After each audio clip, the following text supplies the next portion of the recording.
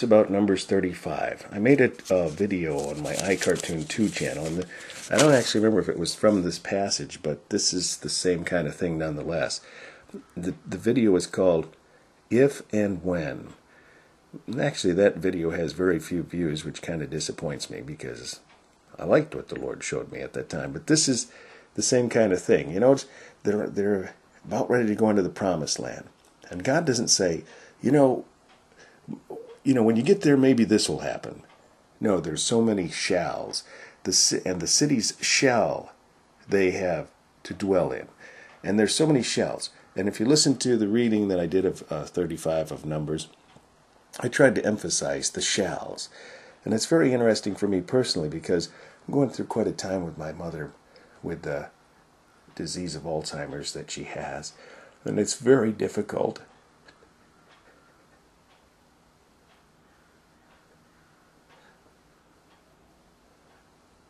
to stand back and watch and to not do anything when you have so many ideas, of course, with family members and hospital staff and different things. And people misread motives. They read motives into the things you try to do to help. And the Lord keeps reminding me that all you got to do is stand still and see the salvation of the Lord. That's what Moses said when they were at the brink of destruction.